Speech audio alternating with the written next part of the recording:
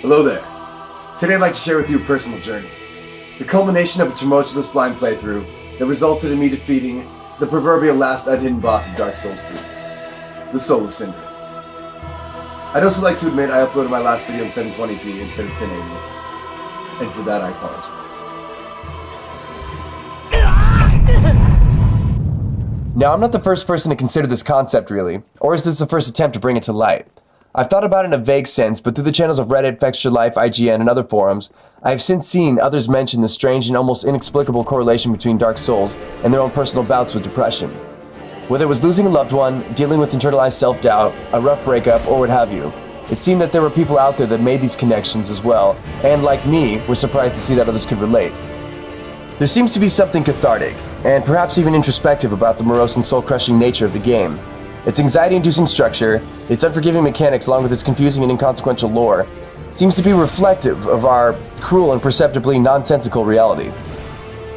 Sometimes when people are feeling low, or going through a depressive episode, they will use forms of fictional escapism to, ignore life for a bit. Often this can be easily digestible media that doesn't irk the emotions too sharply, and that includes video games.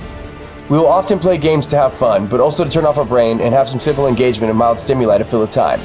To distract ourselves, not even necessarily to feel good, but sometimes just not to feel. There seems to be a connection between feeling depressed and consuming media that doesn't challenge us. But within that effect, it seems to just perpetuate or even exacerbate our depression.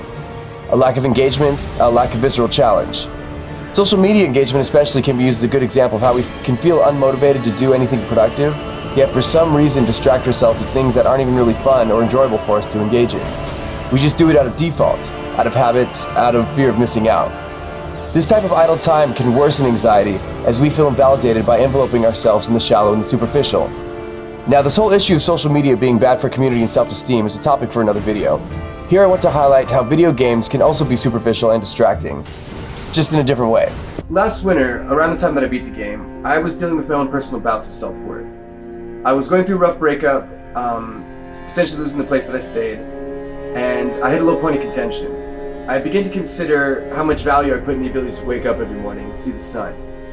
It was one of my lowest points, but within that time, I found something therapeutic in the concept of pushing through struggle and facing your adversaries head on. Sometimes people just immerse themselves in simple atmospheric fun, like Skyrim, or Minecraft, or Bejeweled, I guess, or 100% achievements, or platinum trophies, or what have you. They'll pad out side quests and just check it off the list.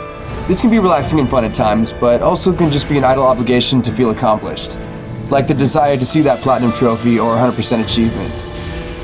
But the journey to get there can be perceptively a chore, a means to an end. And isn't the idiom that it's the journey, not the destination that matters? Isn't it the experience that defines a moment's value? I've seen online people talking about going through a hard time in their life. A transitional period, a time of uncertainty or anxiety, being under the bludgeoning pressures of real life. And out of nowhere, they decide to try Dark Souls. They start, it's confusing, it's frustrating, you die over and over, you try to reclaim your souls, you die again, you lose progress, every enemy swarms and crushes you, and every boss practically one-shots you. The levels are labyrinthine and designed against your favor. But within every exploited scream that you died screen, something unlocks. You feel challenged, you feel nothing's gonna hold your hand. You feel inspired to think different and try another approach. You learn the virtue of patience, how to hold composure, you learn how to react, but also restrain. You get better. You learn how to not just better yourself, but how to use tactics in the environment in your favor. You learn how to exploit weaknesses and bolster your efforts, and you finally smash that boss that kills you 100 times all week, and you jump out of your chair and scream like a 10-year-old seeing that hair of fire destroyed for the first time. You realize you haven't thought about how much real life sucks for a whole hour straight. You start to see some parallels. You realize for one of the first times in a long time, you felt excited and invigorated, even some adrenaline. Even if it's just some lame video game you finally accomplished what took you so much effort and sacrifice to finally get. This must be what playing sports feels like. You wonder why your other recreational activities aren't this revitalizing and engaging. You get back to real life. All of a sudden your problems feel somewhat muted. You start thinking more resourcefully and taking in all options to consider before feeling so defeated like you used to. You don't feel slandered or consider life treating you unfair as much. You don't even consider fairness the same anymore. You realize that life is unforgiving and chaotic, and it will knock you on your ass even if you did all the proper precautions. You don't stress about worst case scenario, you expect it. And if anything less than the worst happens, it's a blessing.